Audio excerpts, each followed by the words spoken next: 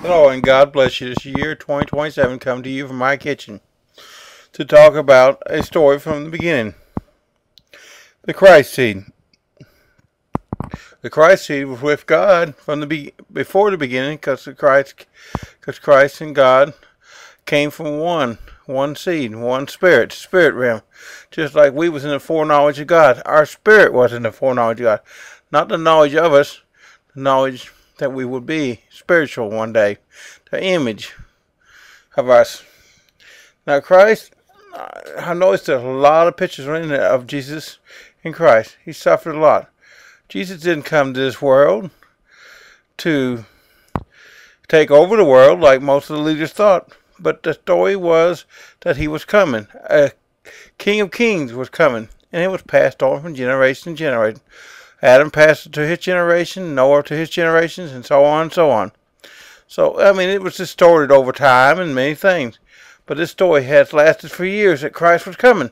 When Christ finally came, the story of what he did has still lasted until today, 2,000 years later plus. Jesus Christ, the Son of God. The one that everybody thought was going to take over the world, but he never came to take over the world. He came to share his love. The leaders integrated love.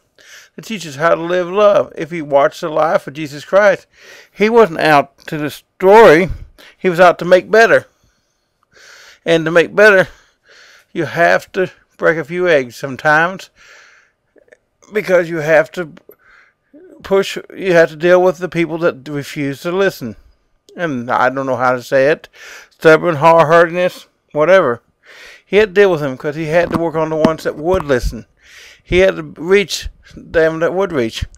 And because of the ones that wouldn't listen, he was killed and mocked. He received more hatred from the people he came to rescue than any other man that ever born or walked this earth. And he still walks, spiritual form. He plants his seed in you if you're willing to open the door and let him in. He's been doing this from the beginning. His image is the same image as God.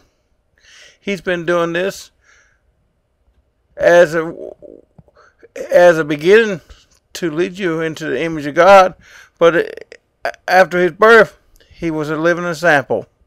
There was many other samples that made stepping stones to the inner self, to the ability to change to reach the spiritual self. And he learned from them wisdom like Moses, Abraham. He read what they wrote. He read what was said about him. He read everything he could read. Then he talked with God about it. He didn't just take anything for granted. This was Jesus Christ, the Son of God, the man that lived love. Now we are to do the same thing. We are to be mocked. We are to be cast down. We are to be talked to like a dog. And we may even be crucified. But that's fine. We're crucified fleshly.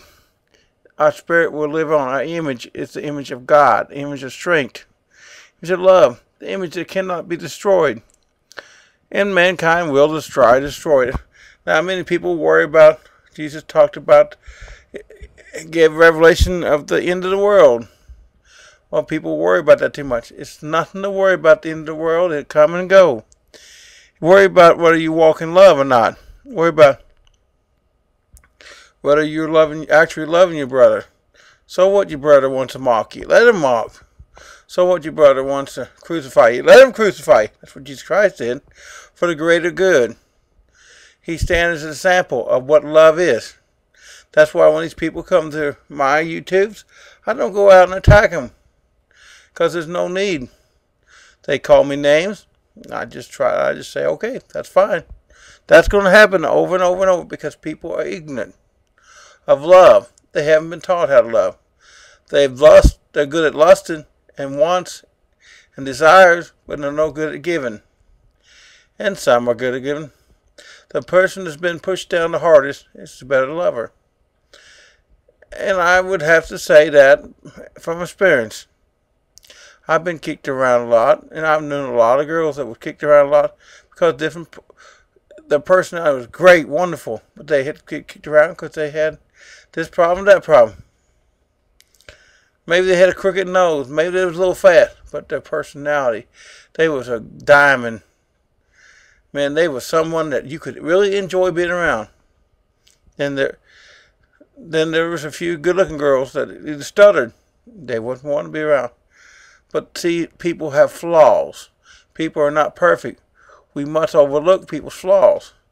Some people's flaws are they go to this church or that church and bow down to the church. But we're not supposed to bow down to church. We're supposed to bow down to love. Love, the love of God. The spiritual image of truth. The spiritual image of love. It's an inner self growing inward to be that which is out.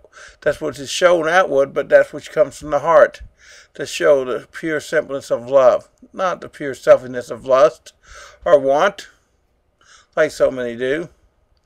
Like some churches, the preacher will get up there and he'll pat himself on the back. Oh, I really did a sermon on sin or this and that. He didn't God no good. But the person that picks up the person that falls, the person helped the person up that slipped, helped the old lady across the street. They did more good than the preacher that patted himself on the back because he did a sermon. He thought he opened the doors from hell. The doors from hell have been open for a long time. It's called the love of God. Well, I'm getting closer to that time limit, but I'm going to talk a little bit more because I've got about 30 seconds to go.